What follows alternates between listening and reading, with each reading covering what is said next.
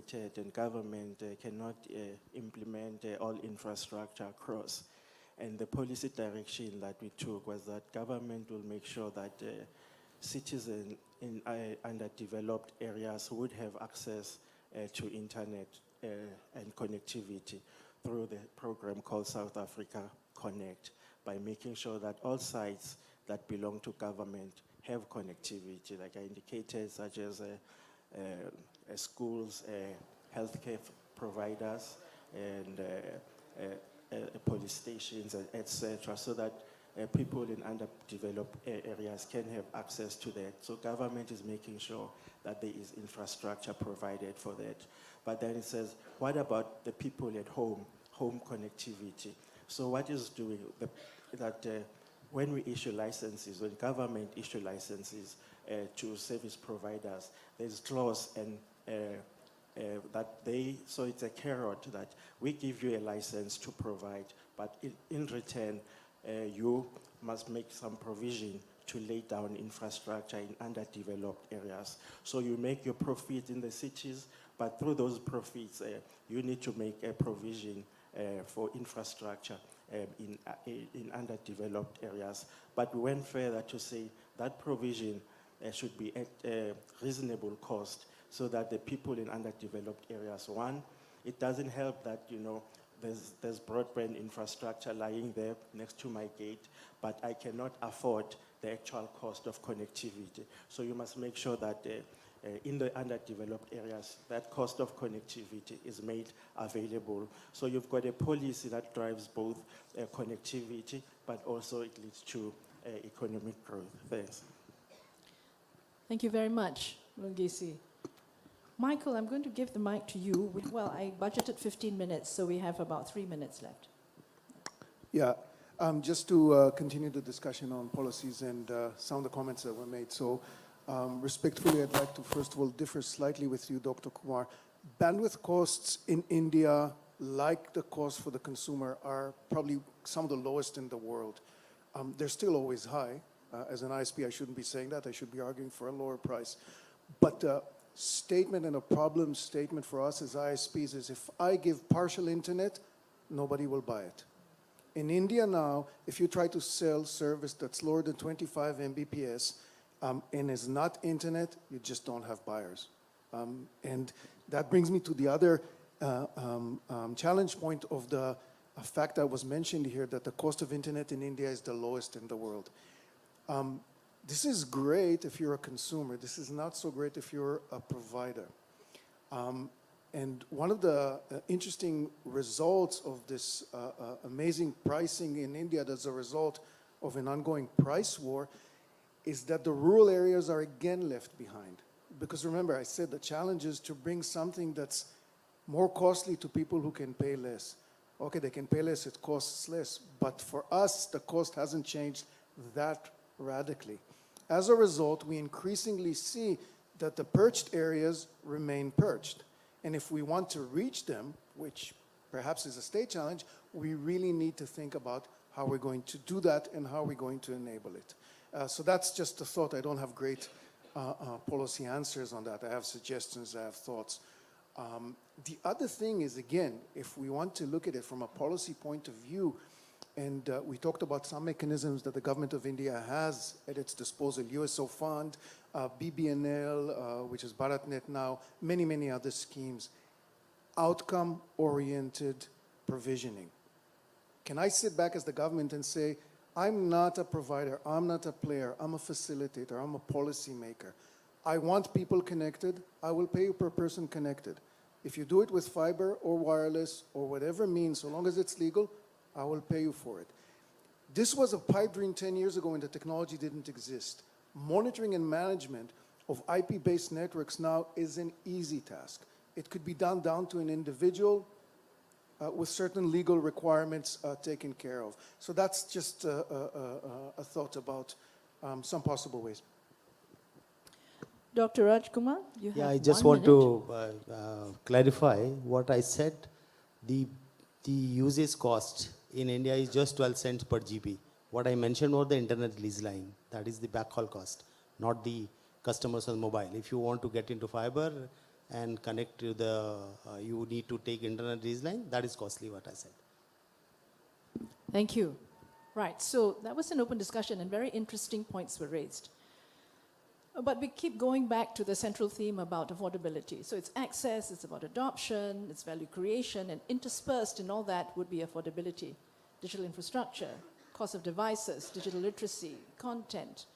I'd like to throw the floor open now to the audience, and I have 8 minutes budgeted for you. Please, anybody who would like to make any statements, perhaps, or ask a question, or perhaps challenge the panel. The lights are very bright, so I can't see anyone, and anyone who knows me knows that if once I open the floor and people don't ask questions, there's one when I'll start asking, and I can't see the hand. Way at the back, please, take the floor. Thank you. Mr. Secretary is looking very uncomfortable. He knows I'm going to ask him to speak. Please, thank you. Yes, sir. Actually, sir, what I want to know, satellite technology is not discussed here. Whether satellite technologies cannot provide this kind of things, where population density is very less. So with a less bandwidth also, we can whether provide connectivity to the urban areas or rural areas.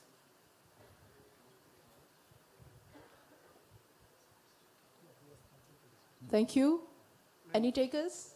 I can only say that Government of India has just last week announced their new space policy, wherein we have allowed private sector participation in end-to-end in the end-to-end solution and product making in the satellite space. And this will pave a lot of innovation, and a lot of new satellites will come which will cover these areas. So I think India's new space policy will take care of this broadband provision through the satellite. Michael.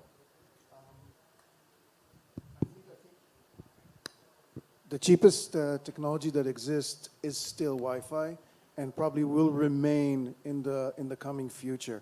The problem you have in reaching remote rural areas is the willingness to pay it a rate that is reasonable for an ISP to operate in.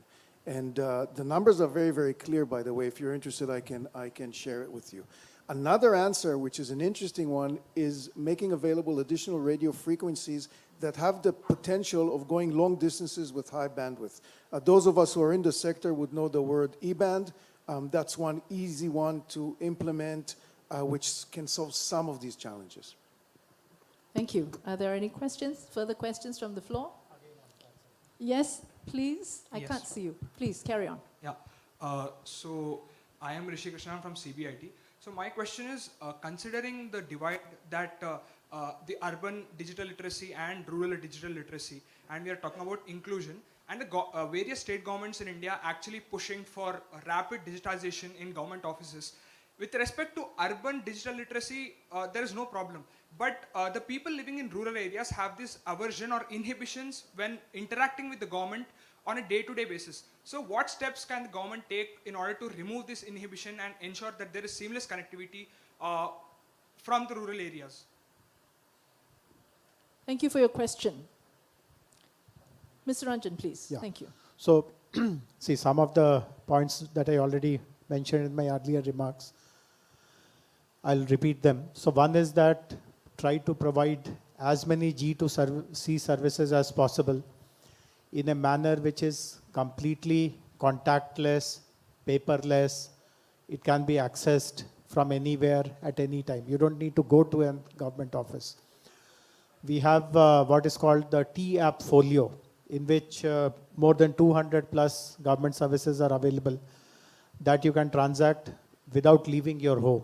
You can do it with your device. You can do it on a desktop. If you are not very digital savvy, I mentioned that we have a large number of kiosks, digital kiosks, which are called Me Seva centers, where there is an operator who is trained to assist this person in accessing many of these services. And I explained that how when demonetization started, we created our own digital wallet, and today it has a huge number of subscribers. Enormous amount of financial transactions happen, and we have now made this wallet bi-directional. So it is not only that if the citizen has to make a government payment, uses that wallet. If the government has to make some payment, for example, scholarships to students, we use this wallet to make that payment. So these are some of the ways in which it's not diffidence which you spoke about. It is basically a belief that I will not be able to handle technology or master technology. But if you assist them, hold their hands and guide them, again by people who are from their own backgrounds, people who are from the same village, the same community, that transition happens much better. And we have seen results. In fact, I mentioned about the T-Fiber project, under which we are providing bandwidth to every household. Some of the villages which were covered, saturated about 2 years ago, 2.5 years ago, initially there were no takers. In fact, we had serious self-doubts whether it is really worth making so much of investment, putting so much of time and resources when there are no takers. But 3 years later, we now realize that many people are now showing interest, including some of the people who by no imagination can be called as people of means. But we have also found that we have, that such people have also shown interest. And I'll just mention something. It's not directly relevant to the question, but since lots of discussions happened on the devices, we are actually trying this out. See, in India, at least I can mention this about the state of Telangana, that regardless of how rich or poor you are, you do have a television set at your home. People do want entertainment, and therefore, whatever is their financial situation, they invest in a television. So how can you convert that television into a multi-purpose device? And we have succeeded. We have actually, yesterday we showed it to Union Telecom Secretary also, how your television can also provide internet, how it can also give you OTT, how you can also use that for telephone calls, and how your remote, the television remote, can also have a keyboard on the other side of it. So some good innovative experiments are happening, and I'm very sure these will yield good results, and we'll be able to scale them at some point in time in the near future. Thank you, Mr. Ranjan. I'm going to give Helani 1 minute, and then I'll start to wrap up. I just want to address the point of skill and the challenge of what that is, because even when we have passive internet users in India, very few of them know how to use the internet safely, securely. So we ask them, can you change the privacy settings and so on? And under 50% of the actual users know how to do basic safe internet use. So that's a challenge, and that's even more pronounced when you look at men versus women. And here the trust in government is a factor. As you grow in the curve of sort of, government usage or internet usage, you worry more about safe and secure use than when you first start out with. So the government's supply side solutions on how the data is used, if malware is a challenge, those things, and trust is a big element of this as well. So it's not just skill. Thank you. Now, I'm going to start to wrap up. Thank you very much for the questions from the audience. Now, the last question to panelists. In one word, just one word, and take it from a G20 perspective. Where do you think the G20 can align in terms of efforts to connect the unconnected? Which areas do you think are important? Maybe one word. In one word, I'll ask each of you. I give you 10 seconds to think about it. Or if you're ready, you just shout out. Wow, there you go. I think I forgot to mention, we have a wonderful scheme, PM Wani, which is a public Wi-Fi which solves the problem of identity, security, everything. So there's the scheme which it can be taken to all G20 countries and solve the problem of affordability, because this is a shared platform and this is a wonderful scheme. We already have 1.5 lakh hotspots we recently launched. So that should be the one point. If you ask me, the PM Wani should go to all G20 countries. Okay, that was a 320 words, but it's okay. I got it. Excellent. Yes, So, Mr. a Rajan. quick answer would be that as G20, let us aggregate all possible use cases which actually address the pressing pain points of the most ordinary user and share those use cases. Thank you. 60 words, but very, very pertinent. Use cases, a repository of use cases to scale up. Helani. Disagree. I think we have too many use cases. We need models for scaling up. That's what we're missing. Okay, scaling up. That's okay. Use cases, scaling up, security. Michael. Sorry. Mulungesi. Funding. Funding. For developing countries, I think the focus is more on underdeveloped or on low-income economies. So there's also a need for the developing countries to also receive funding to be able to roll out infrastructure? Absolutely. Infrastructure, because you want to tackle the marginalized community, those in the most remote areas. Thank you. And that leaves you. Efficiently shared wireless and wired infrastructure. Mr. Secretary, none of them stick to one word, no? 4 words. I said one word, but it's okay. We're within time. So let me conclude. Why is it important that we connect every single person to this planet? Now, that's a myth.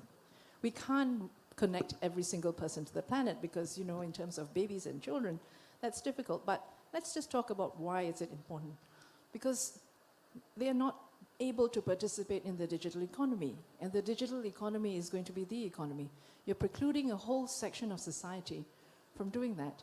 And in terms of governments going into digital transformation, you need to have universal and meaningful connectivity. Otherwise, your efforts will fall short. There will always be these pockets of people who are not going to be online, and they are the ones who probably need to be online. So that's one of the reasons. But connectivity is the precursor to everything. When you go into a panel, when they start talking about AI and the metaverse, at some point, somebody will always come back to the fact that for all this to happen, you need basic connectivity and you need people to be connected. Not just connected, but meaningfully connected. So I think we've exhausted our time. And I want to thank the panel. You've been incredible. Thank you for putting up with my shenanigans. And thank you to the organizers for giving me a glass of water with a fork. At least the tinkling was very, very pleasant. Ladies and gentlemen, can I ask you to give a big hand to the panelists? Thank you.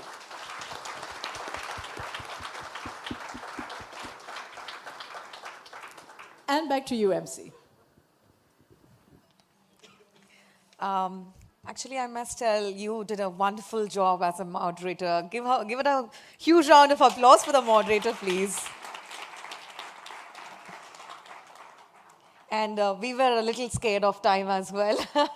And for the panelists here, it was a wonderful, insightful discussion. Thank you very much. One of the interesting panels I ever saw in the last 1 year, I must say.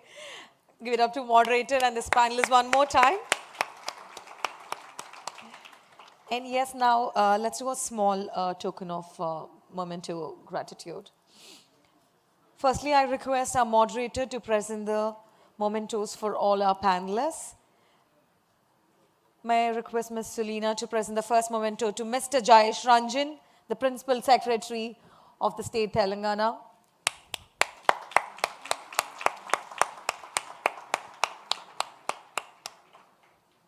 Thank you very much, sir. And may I request the next memento to be presented to Ms. Heleni Galpaya.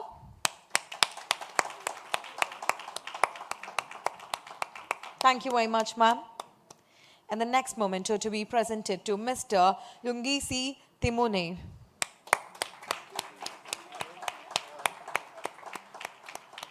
I hope I got your name right, sir. Oh, you did well. And the next memento to be presented to Dr. R.K. Upadhyay.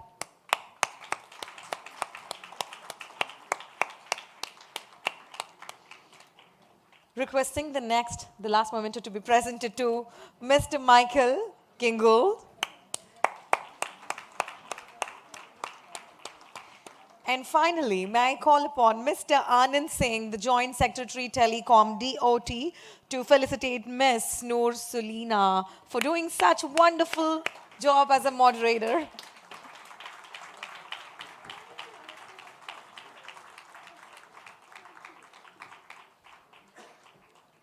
And a photo op with the entire team.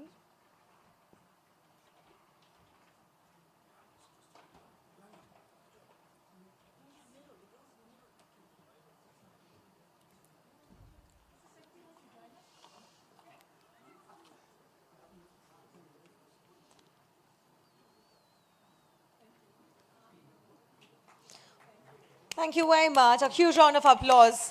What a wonderful second session it was on, connecting the unconnected. We've heard all great, inclusive information. Thank you very much.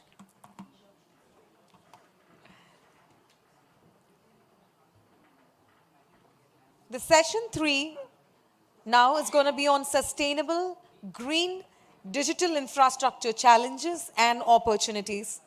However, this endeavor of taking meaningful and affordable connectivity to everyone, everywhere, also places huge demands on energy as well as natural resources. Hence, it is incumbent upon all of us to ensure that we focus on greening the digital infrastructure in an environmentally responsible and sustainable manner to mitigate climate change and contain the carbon footprint. And to conduct this panel, firstly, I would like to call upon the moderator. May I request Ms. Shubha Raha, the head, New Initiatives, Council of Energy, Environment and Water, CEEW, to take the discussion forward. Hearty welcome to you, ma'am.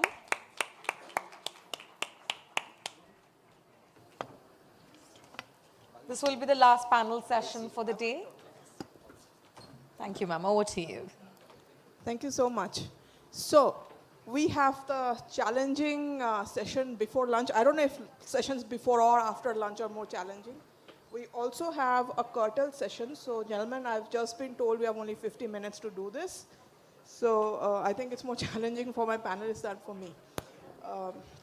Let me get straight down to business. We've heard a lot about the deployment of digital infrastructure, the use of it for sustainability. Now, the thing is, as digital infrastructure footprint grows, as the footprint grows, so does its carbon footprint and the resources it uses and the emissions it makes. May I request everyone to sort of settle down because there's a lot of noise that we're getting on the stage. Thank you. So the challenge before my panelists today is to explain to us how they're managing three things. One, the carbon footprint of the digital infrastructure, the cost of not only deploying this infrastructure, but also making it sustainable, which goes beyond greening to making it affordable, reliable, scalable, many things we've heard in the past panels. And three, what are the conditions that they expect in terms of whether standards, regulations, public policy support, funding, whatever they think are their dependencies to go ahead with it. I'm Shubha Raha, as you've heard. I belong to one of the Made in India think tanks. We're one of Asia's best. And we use data and analytics and strategic outreach to get our policy research across to governments, industry, and multilaterals. But I'm going to take a couple of minutes to introduce each of my panelists today to you. Just 1 second. So we have with us an illustrious panel. We have one government representative, one multilateral agency, and two industry. And these are industries you've heard and know very well. In alphabetical order, I'm going to start with Avinash Shekhar, who's the head of the Asia Pacific, Japan, and China, APJC as it's called, the energy and water infrastructure of Amazon Web Services. He's based in Seattle, and he oversees the power infrastructure, renewables, clean energy, and water sustainability progress for Amazon in the APJC area. He also looks at delivering utility-scale renewable energy projects in India and the largest wind-solar hybrid corporate power purchase agreement for any tech company based in India. Avinash started the global water infrastructure practice at AWS, which has led to Amazon announcing its corporate water positive commitments in November 2022. Before joining Amazon, Avinash consulted with several US firms on drinking water and industrial water treatment. It's going to be a very, very interesting conversation on sustainability and infrastructure nexus.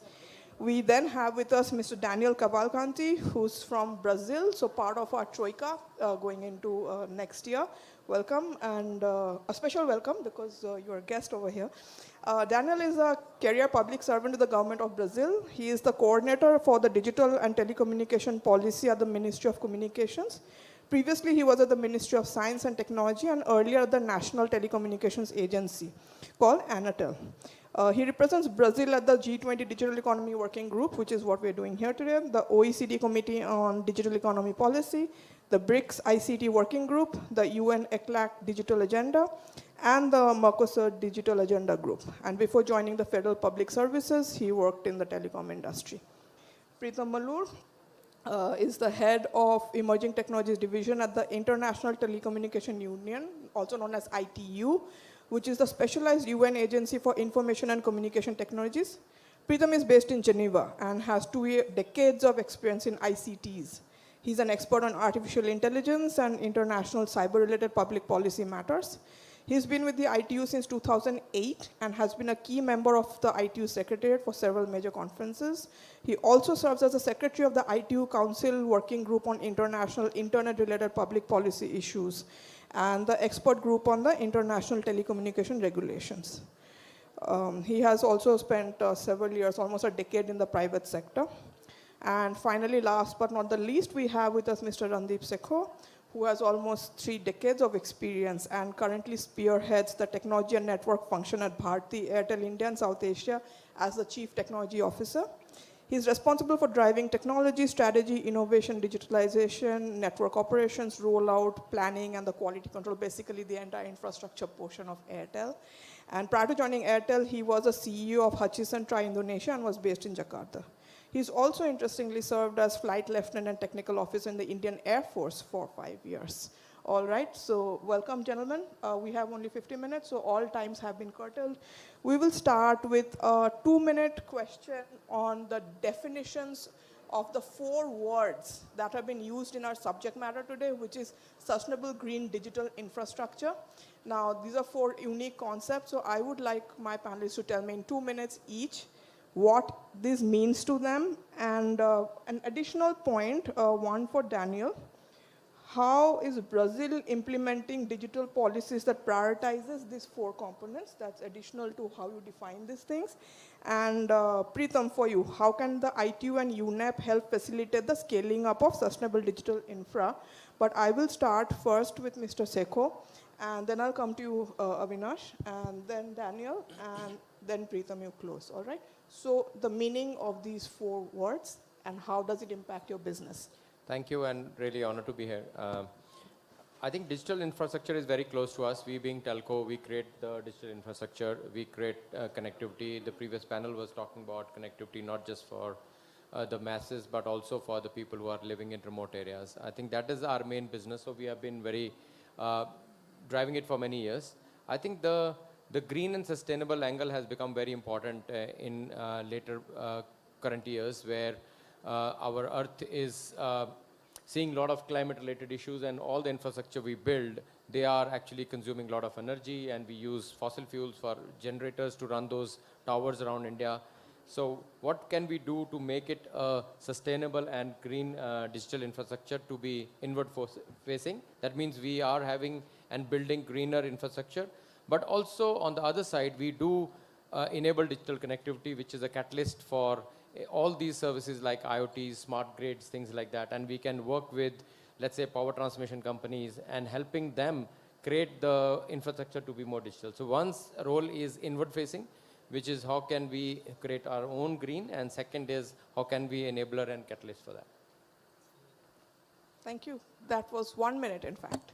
So, Avinash, how's Great. Amazon doing it? Absolutely. Thanks, and good afternoon, everyone, to my fellow panelists and distinguished guests. Really excited to be back home and talking about this really important topic. So when we talk about green, sustainable digital infrastructure, I think it's wrong to say, hey, let's break it down and which one is more. We believe each component is equally important, or if I say equally, every country, every region is going through their own journey.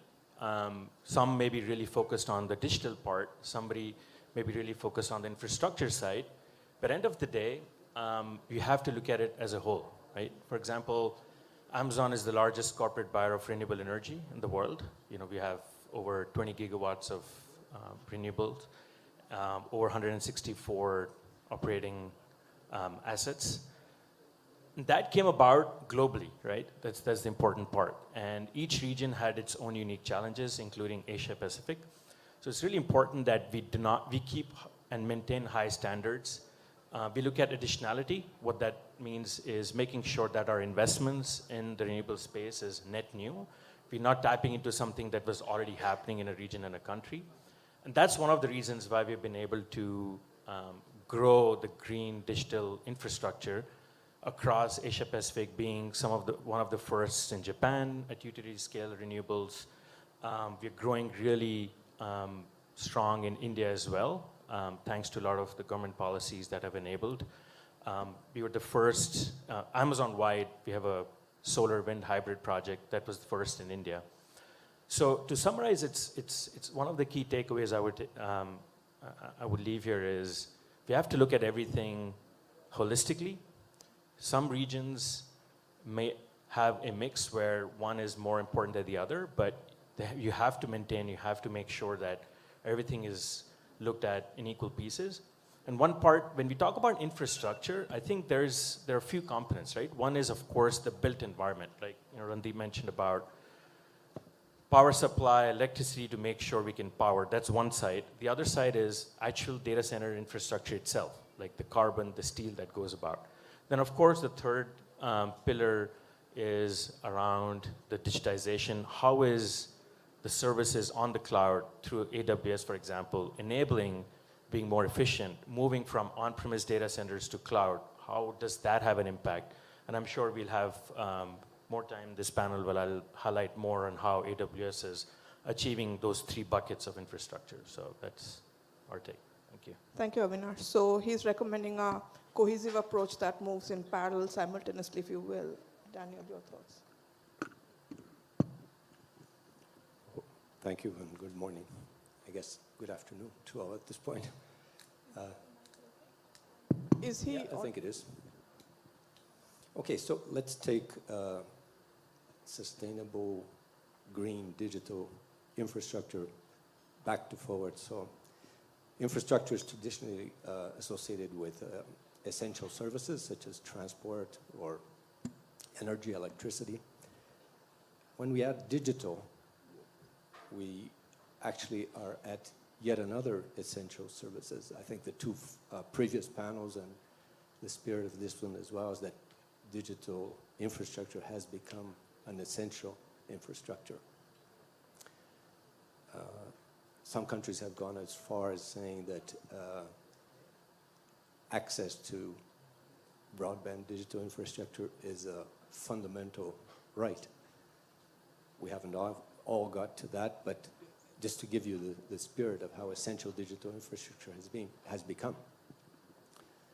Then when we add sustainable, at least from our perspective, this means different aspects of sustainability. It involves economic sustainability, social sustainability in terms of taking ownership of this infrastructure, and of course, last but not least, green or environmental sustainability. So when we look at this from, at least from our perspective, and I'm representing one sector of society here, government, the challenge is to formulate and implement policies that look at these different aspects and actually integrate them and create or induce investments in digital infrastructure that take into account these different dimensions of sustainability. Thank you. Thank you. So when multiple transformations are going on in parallel, then it becomes the job of the government to make sure that these happen in a cohesive manner, I think through public policy, and we'll come back to that. Pritam, your take, the multilateral take on these 4 items. Thank you, Shiva, and first of all, thank you for the invitation. I'm here on behalf of ITU and UNEP. I'm not an expert on this topic, but I've been well supported by my colleagues in both these organizations. So again, thank you very much. So, we have this panel with the private sector, with Daniel representing government, and they seem to all agree that, you need to take this as in totality and not as, individual parts. So who am I to disagree? We, as a multilateral organization, as a multi-stakeholder organization, these are our members. So obviously, I completely agree. It's important that when we talk about, infrastructure, it needs to be, obviously sustainable, as in built to minimize impact on the environment, take into consideration energy consumption, resource consumption, and it should be resilient and long-lasting. Green, of course, because it's important to also make the existing infrastructure green, and there are many opportunities for that. And when we construct new infrastructure, it's important to, take into account environmental and circular considerations. Finally, digital offers many avenues for making your infrastructure sustainable. Obviously, the data analytics is one. You have, you can use smart sensors. AI, offers several opportunities. So obviously, it is something that everyone is taking into consideration. So I would always encourage everyone to take this in totality. And what can organizations such as, UN organizations such as the ITU and UNEP do? We are, obviously, ITU, our membership is the ICT ministry, UNEP, it's the environmental ministries. And it's important that these two different parts are together when we convene this conversation and bring together the different stakeholders. Sorry. Was that for me? Or? He just went on, 2 minutes. I just went on, okay. So, there are very many things we can do, setting global standards, monitoring targets. UNEP, it's a priority for them to help provide access to electricity. We have ITU and UNEP have several reports on this. Convening the private sector for new public-private partnership models. There's many different things that we can do. And we again invite you to take advantage of this. Thank you. Pritham, we'll come back to you for your presentation right now. So you can choose to do it at the podium or sitting down. You have the clicker with you. Yeah, I think that's fine. You can use either of them. So one point to take away what Mr. Seko had said, that one is digital infrastructure going green itself, and the other part is the digital infrastructure helping other sectors grow green. And we'll talk a little bit more of this intersection.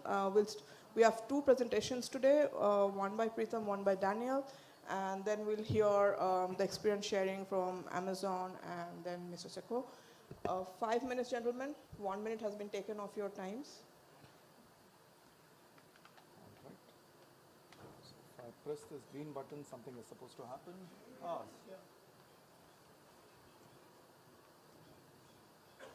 Okay. So again, thank you very much. This presentation is being delivered on behalf of UNEP. UNEP is the UN Environmental Program, and ITU. As you've heard many times, we are living in a pivotal moment when two of the greatest transitions happening. Obviously, digital transformation is what we've heard about many times, and also sustainable transformation.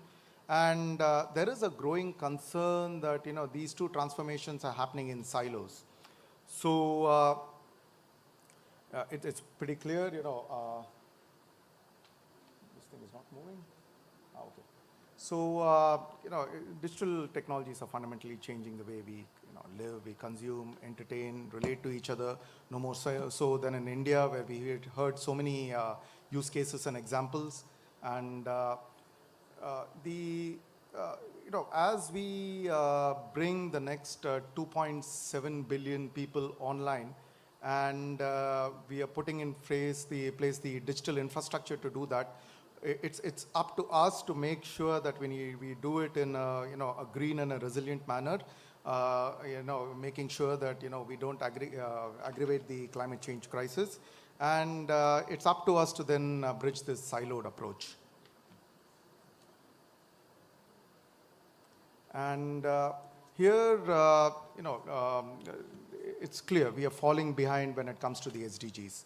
And there's a growing recognition of this, and digital is seen as this catalyst that could help us in bridging this gap. And this is something that the UN Secretary General has also stressed very often in his initiatives. He had the roadmap for digital cooperation in 2020, our common agenda, the global digital compact, which is this initiative which is being negotiated. And these are all frameworks for global digital governance. And we need to make sure that when we talk about global digital governance, sustainability is at the center of this. Again, this is the vision, but what we see is there is a huge gap between the emerging vision and the current conversations that are happening. And this is where I think the G20 and groups like this should step up. As it's fairly clear, sustainable digitalization and digitalization for sustainability are two sides of the same coin. And as more and more people get connected, obviously, data traffic increases, the demand for services increases, the demand for devices increases, and there is growing carbon and waste footprint in our digital society. Obviously, also the manufacturing sector, the ICT manufacturing sector is contributing to this. On the other hand, the other side of the coin, by harnessing these technologies appropriately, the digital revolution can contribute to also combating climate change in many, many different ways. And that's why we need to make sure that, while we look at one side, we also accept that there are many pros to this. And let me just quickly address the, the two aspects. Again, when we look at sustainable digitalization, we need to be careful about energy, greenhouse gases, the water footprint, obviously from data centers. We need to be cognizant about the metals and the rare earth minerals that we are using. There's clearly a shortage. There's clearly a crisis in that. Hyperconsumption and rebound effects, which are adding to pollution and e-waste. And there's a lot of misinformation that we need to be, careful about and put out factual information on this. Sorry about the animation. And the second side of the coin, digitalization to enable sustainability. This is where, digital provides many, many avenues for, sustainable infrastructure. A few examples, monitoring and modeling environmental systems and emissions. ITU has been monitoring emissions, energy use, climate commitments for 150 leading companies. We have this publication, and the second edition of the publication is going to be out soon. Ensuring supply chain transparency and circularity. Here, digital can be a really important tool. For example, digital product passports that UNEP and ITU are working on. Providing participatory environmental governance processes, open consultations, through digital platforms is something which is extremely key, and that's something that ITU and UNEP promote. Empowering consumers to adopt sustainable lifestyles and behaviors. ITU and UNEP are working with the Rwanda government, for example, the Green Rwanda campaign, where we are encouraging citizens to, return the digital products that they are not using. And then there's a website where you can get more information. So there are many, many different avenues to promote this. And finally, as I had mentioned, we have the Ministry of Environment and the Ministries of ICTs that need to work together closely here. And that's where the two different UN agencies can come in, because these are our counterparts, these are our members. And let me just close by stressing that, when you talk about digital governance, it's important to take sustainability into account, and multilateral and multi-stakeholder organizations play a key role here in bringing together all the different stakeholders together, and we encourage you to participate in these activities. Thank you. Thank you, Preetham.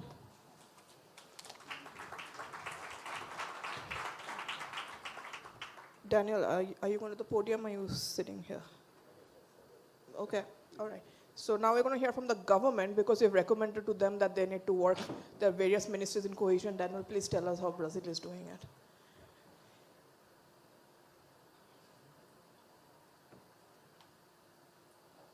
Could we have the presentation, please? Thank you.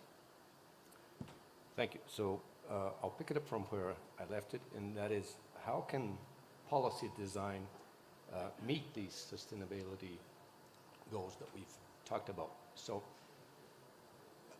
digital infrastructure can actually act directly in terms of green policy, in terms of reduced digital footprint, use of renewable energy, extensive reconditioning and recycling of equipment, and in general efficient digital infrastructure. I just put here on this slide a few of the UN 2030 SDGs, just to show you that digital actually permeates and interacts with many of these goals in a very direct manner. And just a few examples: quality education, infrastructure itself, sustainable cities and communities, and I'll bring you a very clear example of this. Responsible consumption and production, reduced inequalities, that goes hand in hand with, for example, quality education, and ultimately climate action and other elements. So I'll just leave it at that and go directly to a first example of a recently designed policy that has a very important green footprint, so to speak. We have in Brazil what is called the Connected North program. We're talking about the Brazilian Amazon. So we have a geography where we have this 6,000-kilometer river, and north of this river, the only type of digital connectivity is satellite to this date. So the idea is to connect 59 municipalities in the Amazon region, serving a population in excess of 10 million people, providing them with high-quality internet access. And this is being done through laying 12,000 kilometers of subfluvial optical cables along this river, the Amazon River, and a few of its tributaries. I'll show you a map in a second. And the funds for this project are coming in part through the proceeds of the 5G spectrum auction, which was held in 2021 in Brazil. Besides this extended broadband infrastructure will help environmental monitoring in an area in excess of 5 million square kilometers, which is actually the Brazilian Amazon region, which represent 60% of the world's tropical forests. So the challenge here is, how do you minimize the impact of implementing this infrastructure? And this map gives you an idea. So you have in blue, yellow, green, and white, 6,000 kilometers of river going from the border to Colombia and Peru all the way to the Atlantic Ocean. And that is being laid in stages. Part of it is already operational. Part of it is still being laid down. I have a little figure in the corner. Maybe you can see. Some people have sometimes a difficulty in understanding scale. So you can see in yellow the Amazon region, and in blue the whole of Western Europe. So we're actually talking of a region that is larger than the whole of Western Europe, or a good part of Western Europe, so to speak. So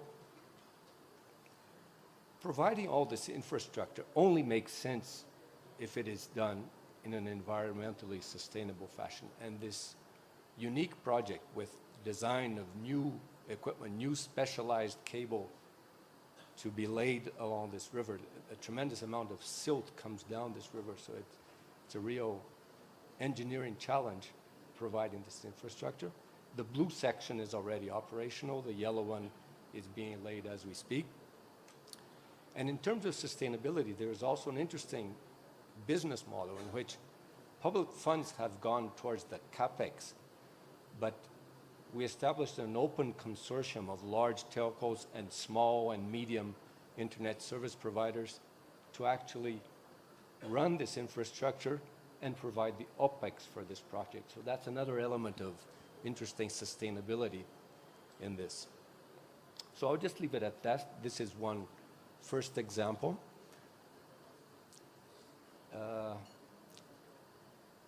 The ITU and UNICEF have a project called the GIGA initiative that aims to map all public schools in different countries in the world.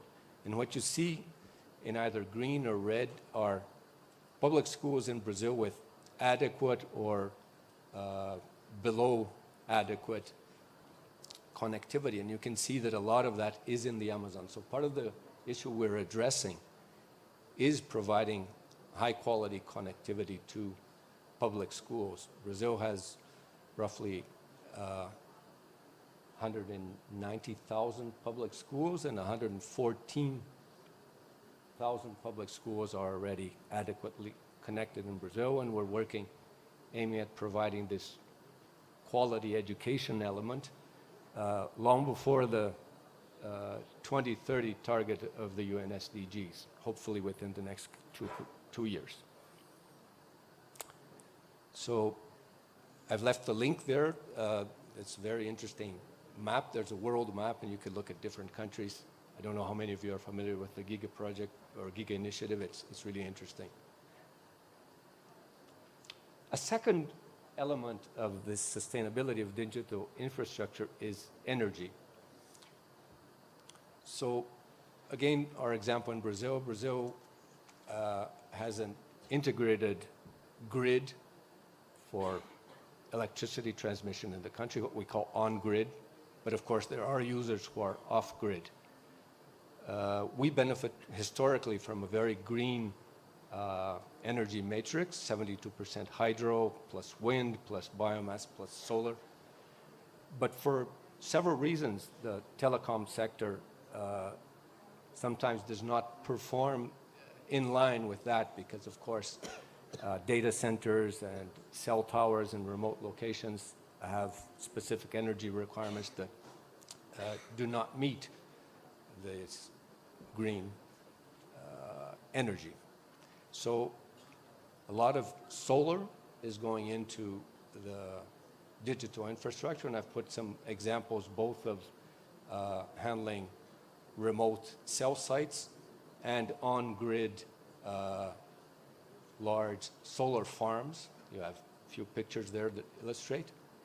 And just to give you an idea of what's happening globally, this is a recent map by GSMA showing where the countries are in terms of their general energy matrix in terms of sustainability, and how the telecom sector in those countries is in terms of sustainability. And you can see that, for example, in Latin America, despite above 60% sustainability of the total energy, the telecom sector is actually at 33%, whereas you can see I've circled in green, Brazil is actually at 85%. So the policy in Brazil is the telecom sector has to become in line with the country as a whole in terms of sustainability of the energy matrix. And Daniel, finally, Daniel, I have to give you a 1 minute 1 warning. minute? It's Thank been you. 10 minutes, so.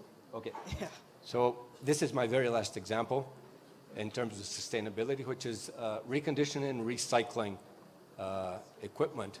We started a pilot program at the Ministry of Communications in which NGOs established these recycling and reconditioning centers. They receive from government offices, large companies, these computers that are no longer useful to them. They recondition them and they provide them to digital inclusion centers. And in the process, they train young professionals in terms of this reconditioning of computers.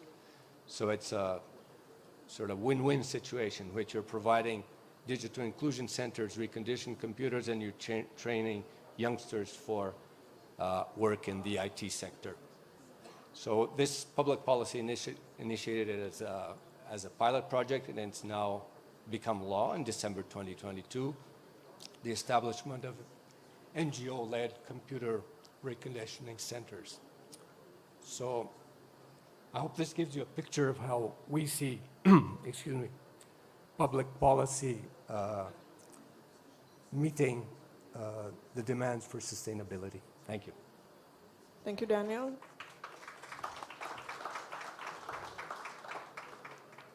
And now we go from the banks and land of the Amazon to the servers and the data centers of the Amazon. Avinash, you're up next. To it, right? The engineering that goes into it, the interconnections that go into it, and energy is something we still interconnect with data centers, but not water and other sustainability measures. How is Amazon doing this? Yeah, absolutely. So it's actually encouraging to see, what I saw from Daniel and Preetham talk about in their discussions, how renewable infrastructure is interwoven across in their presentations, and we didn't coordinate, so it's really encouraging to see that.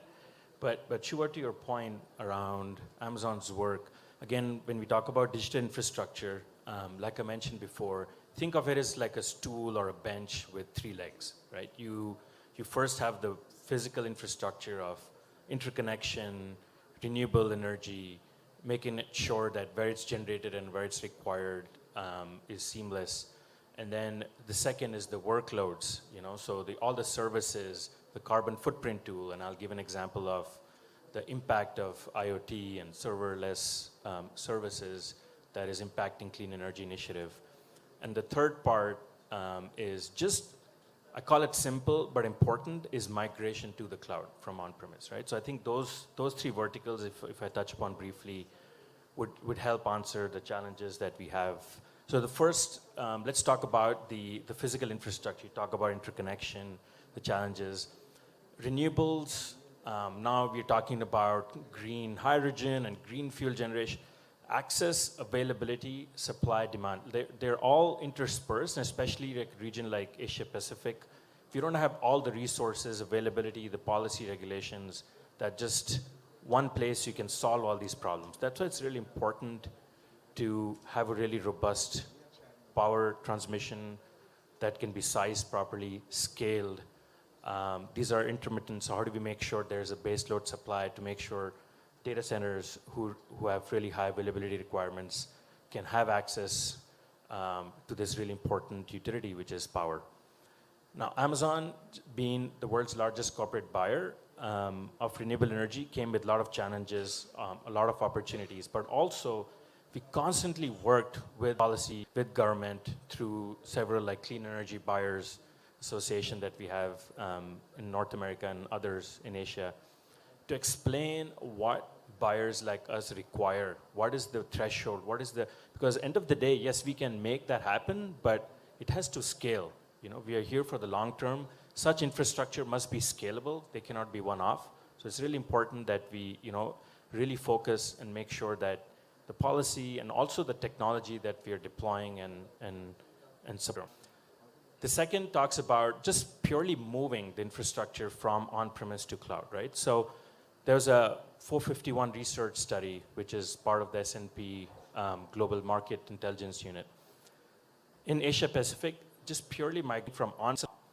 And just to give you some perspective, like, for example, India, right? There's a lot of coal thermal generation around. So if we just move 1 megawatt work of IT load from on-premise to the cloud, you're directly impacting or avoiding about 3,449 metric tons of CO2 a year.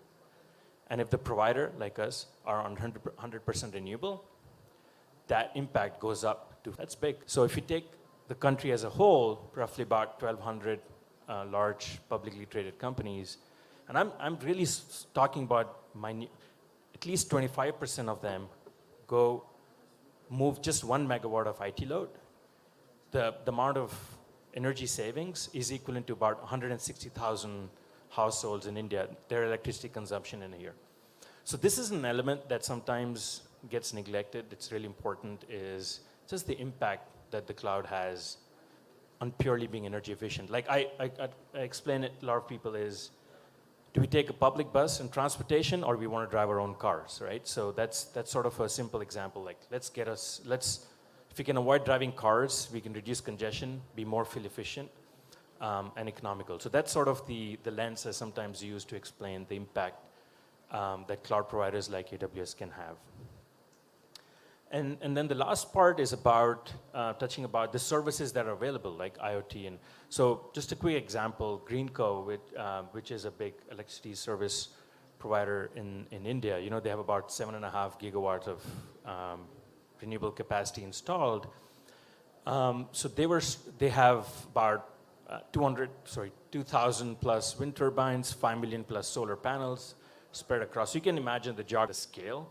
And they were measuring data telemetry every 30 seconds to make sure, how are their assets operating, generation forecasting and whatnot. In order to make it more efficient so that they can trade, they can operate preventative maintenance, they wanted to go down from 30 seconds, every 30 seconds to every 10 seconds. That's a lot of workload, that's a lot of data ingestion, planning, analytics. So they moved to AWS through the IoT and serverless, so all their assets now are managed on Amazon Web Services through different services, and they're able to do a lot of these workloads much more efficiently through machine learning, be better in their end of the day, it's also economics for them as they're trading.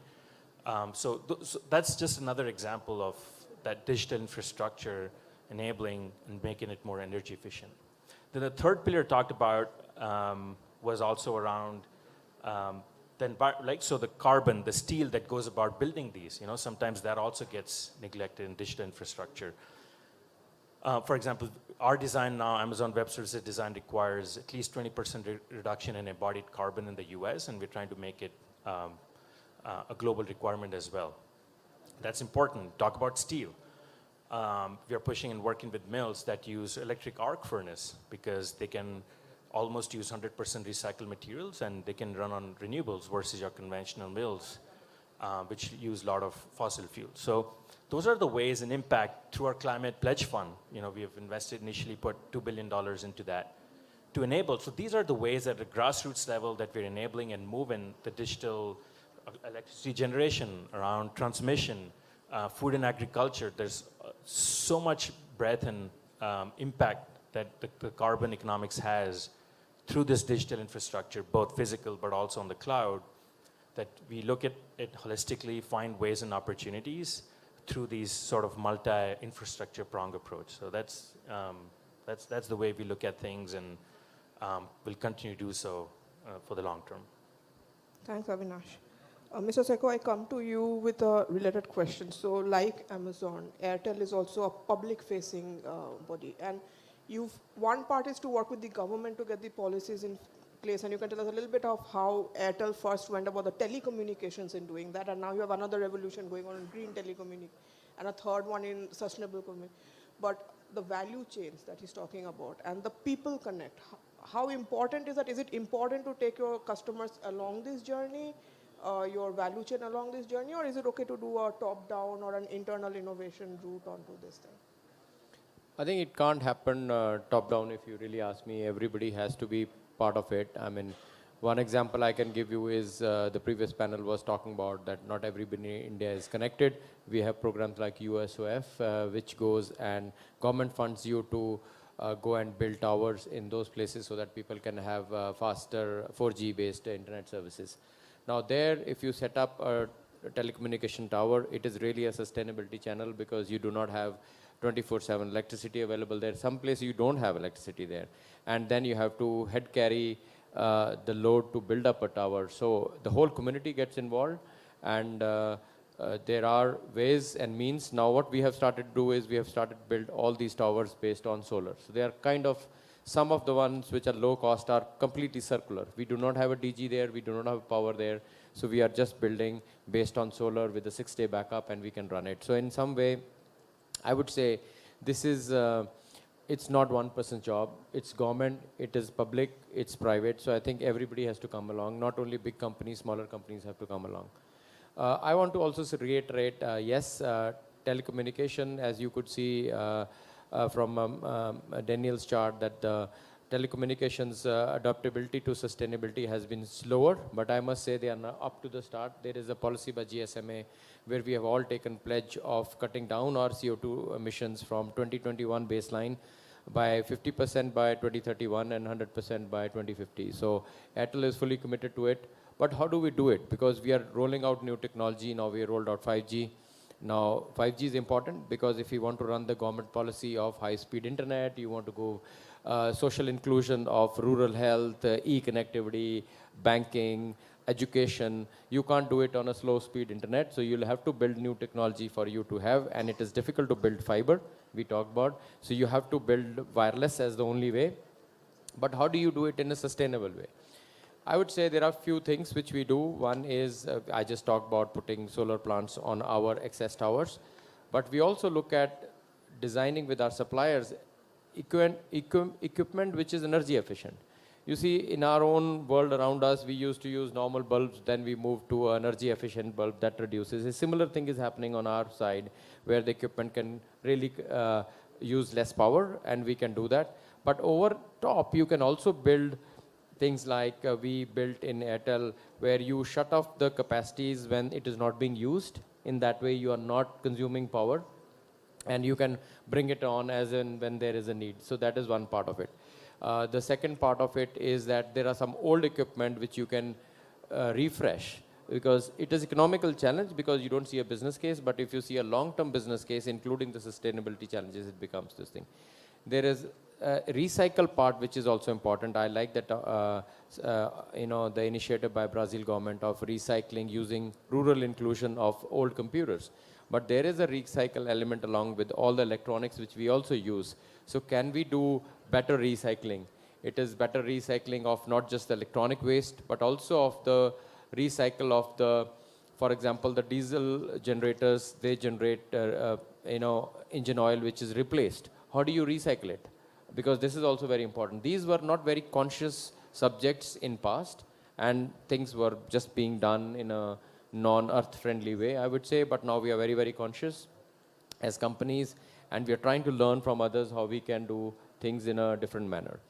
IoT, I believe, is another important angle in this whole thing, where we can use IoT for us own and also for outside. Power generation, power transmission, and power distribution is one very big element in this whole sustainability game. How can we partner with that? For example, recently we are partnering with many government agencies on setting up the digital meters, because they then help you using analytics find where the leakage is there.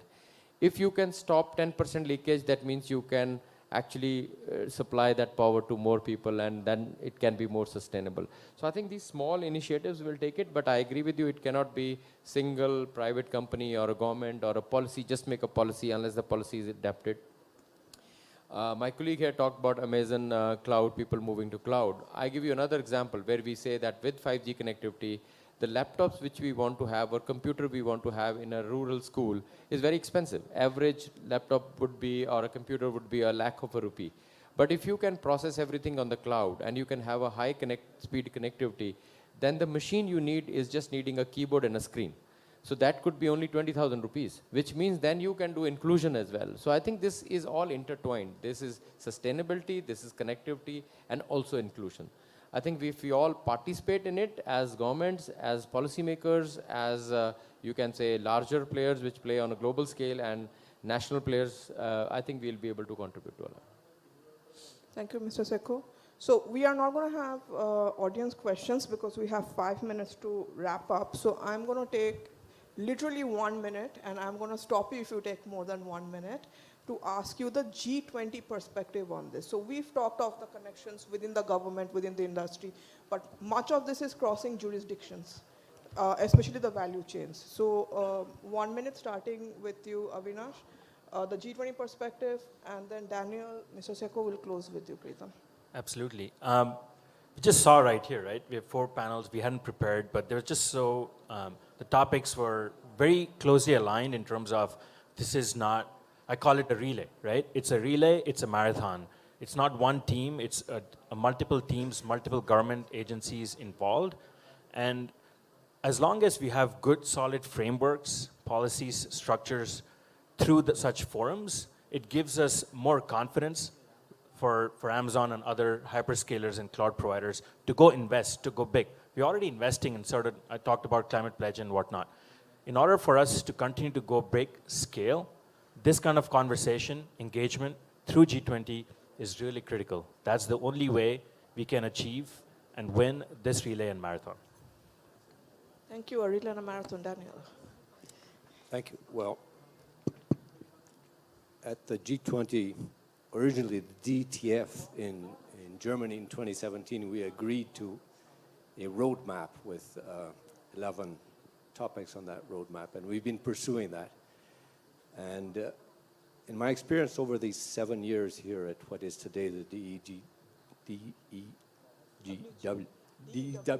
sorry, we have not always agreed on everything, but we have always agreed to compile on what are considered by individual countries or groups of countries what are considered good practices. And this is a very good repository. And at times we have been able to agree and include in our ministerial declarations topics on which we agree. And I think this one of sustainability has a large potential to be a basis for agreement. And in the meantime, we each try to provide good practices as to what are contributions. Thank you. Thank you. 60 seconds. You had done 45, by the way. Mr. Seko, your 1 minute. I think I have 3 points. I think the G20, if they all make a collective impact on sustainability, it can have a global impact. And it is not one country's issue, it is a global issue.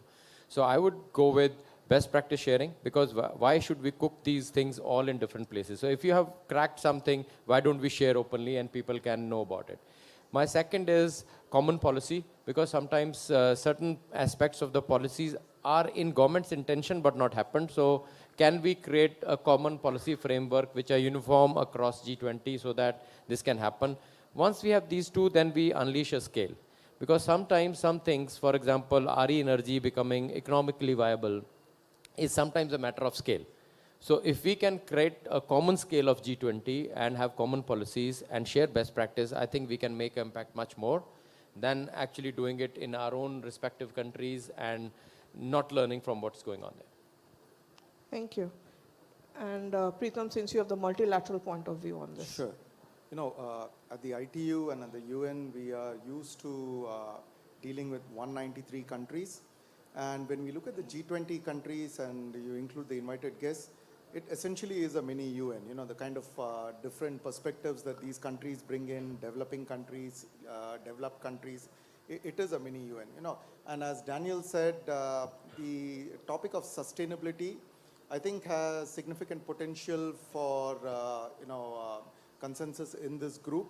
So, the conversation should happen in the subsequent G20 so that, then what is agreed here can be taken to wider UN forums for broader agreement. Thank you, Preetham. So, Daniel, your work is cut out for you as the next inheritor of the G20s. And I want to thank my panelists. We had 15 minutes less, but I think this is a very, very thought-provoking area. Some of these issues are discussed across both the finance and Sherpa tracks. It's part of the Sustainable Finance Working Group, the Framework Working Group, the Development Working Group, the Energy Transition Working Group, the Environment and Climate Sustainability Working Group, the Digital Economy Working Group. So you can see that even at the G20 level, within it, there are many, many interconnections to be made. I'm happy to say that India has actually put its priorities in this interconnected fashion, so we're hopeful of some constructive decisions coming out of that. I want to thank my panelists, Avinash Shekhar, Daniel Kavakanti, Mr. Randeep Sekho, and Preetham Maloo, for joining us today. And thank you for this opportunity. And over to you. Thank you. I must say, Ms. Shua, that was wonderful moderation by you. May I request a huge round of applause from all of you.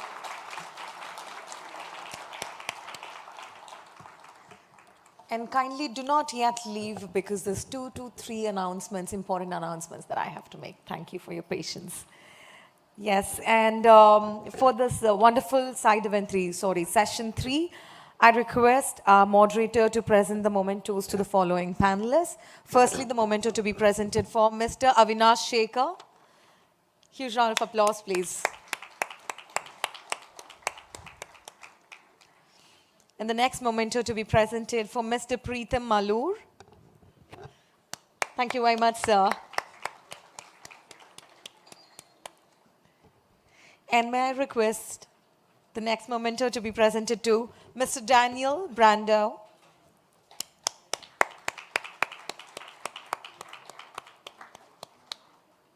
May I request the next memento to be presented to Mr. Randeep Sekho.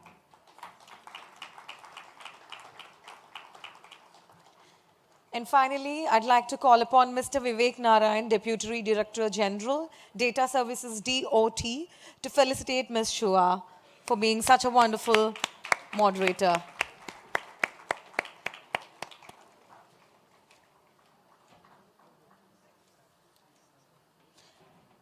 We hope that you found that discussion relevant, useful, and insightful. Thank you very much. And would you all like to pose for a group photo? I think I've left out one name. May I request one of the memento to be presented to Mr. Preetham Malur? I think I did it, sir. Yeah.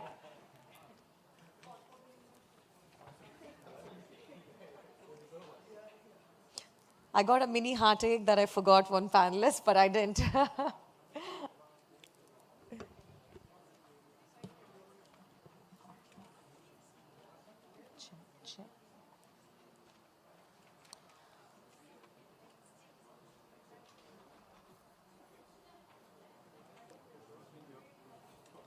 Well, you have all been such wonderful audience in the second meeting of Digital Economy Working Group, DEWG, such wonderful, successful panel that this has been.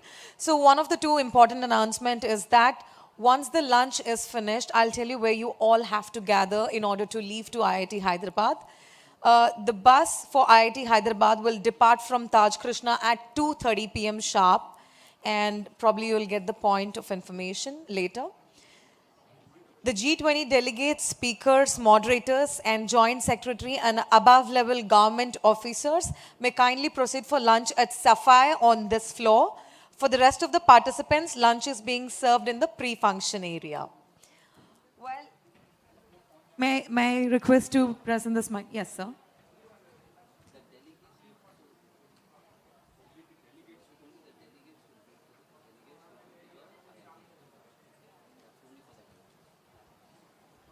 The IIT visit will be only for the delegates.